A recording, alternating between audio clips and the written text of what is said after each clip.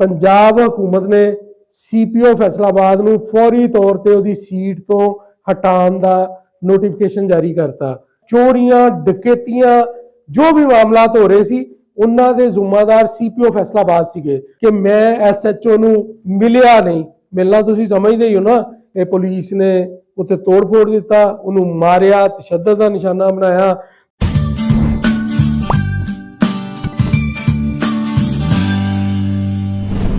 गिलकारियां दे नाल मैं हाज़र अज। पहला तो सब तो पहले बहुत शुक्रिया दोस्तों का, बहुत मेहरबानी।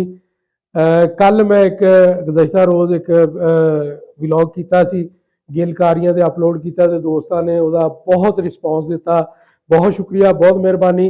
तो हुण भी मैं दरखास्त करांगा कि गिलकारियां दे यूट्यूब अकाउंट नूं ते टिकटॉक के अकाउंट नूं ते फेसबुक के अकाउंट नूं फौरी तौर पर फॉलो करो ते इनू वीडियो जिहड़ी आ लाइक करो, शेयर करो ते इनू वेखो ते कमेंट करो। ते अज गल करांगे कल के हवाले नाल ही कि कल असीं CPO फैसलाबाद दे बारे गल कीती सी कि फैसलाबाद दी पुलिस का की हाल हो चुकिया है कि लोग जिहड़े आ हुण CPO दफ्तर के बाहर भी बंदे मारने शुरू करते लोगों ने, मुखालफिन ने थाने की हवाला च भी बंदे मारते।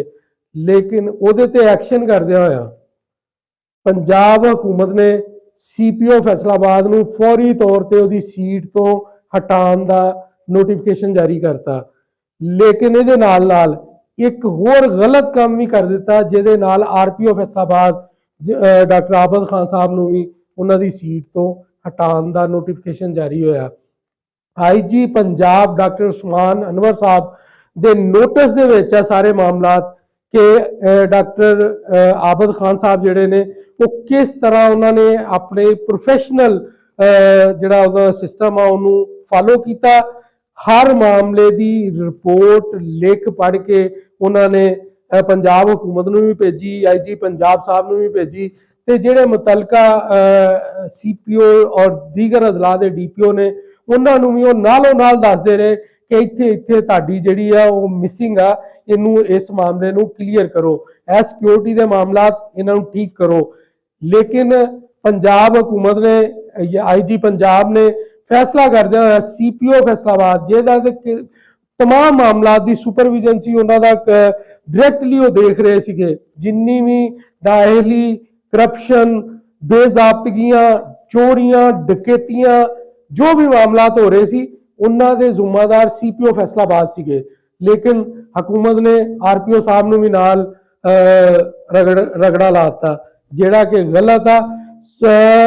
इस फैसले इस नोटिफिकेशन तो बाद कई लोगों के मैनू फोन आए, उन्होंने मैनू पहली गल तो मेरे व्लॉग तो एप्रीशिएट किया, नाल नाल उन्होंने गिला भी किया कि IG साहब नूं पंजाब हुकूमत नूं RPO फैसलाबाद जिहड़े ने उन्होंने नहीं सी हटाने का फैसला करना चाहिए।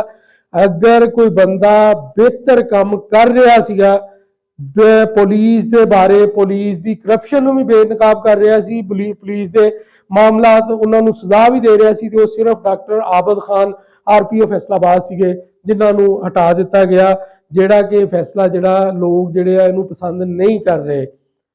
CPO फैसलाबाद गुज़श्ता रोज़ भी IG साहब की मीटिंग के विच ज़राए का कहना है कि मीटिंग का स्टार्ट CPO फैसलाबाद कामरान आदल साहब तो होया ते हिसाब ला लो एंड भी जिहड़ा आ वो कामरान आदल साहब ते ही होया।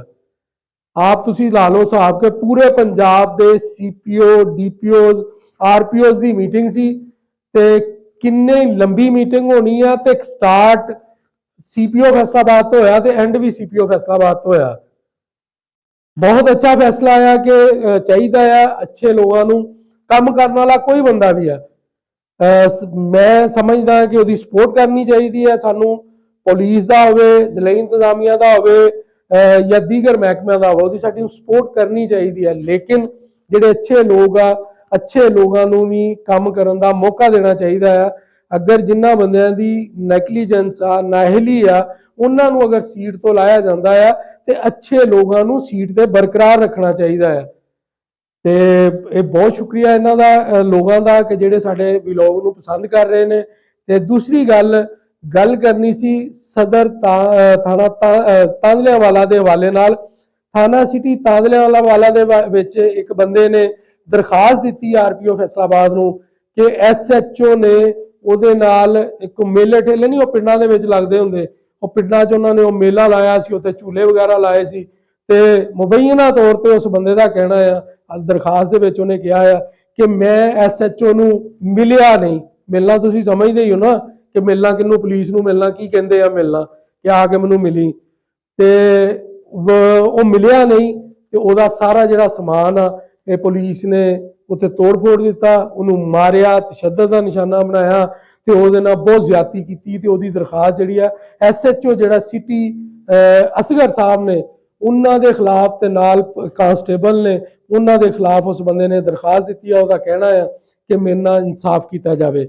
ਬਹੁਤ ਸ਼ੁਕਰੀਆ, ਬਹੁਤ ਮਿਹਰਬਾਨੀ ਮੇਰੇ ਵਲੌਗ ਨੂੰ, ਮੇਰੇ ਚੈਨਲ ਨੂੰ, ਮੇਰੇ ਟਿਕਟੌਕ ਅਕਾਊਂਟ ਨੂੰ ਫਾਲੋ ਕਰੋ, ਲਾਈਕ ਕਰੋ ਤੇ ਸ਼ੇਅਰ ਕਰੋ।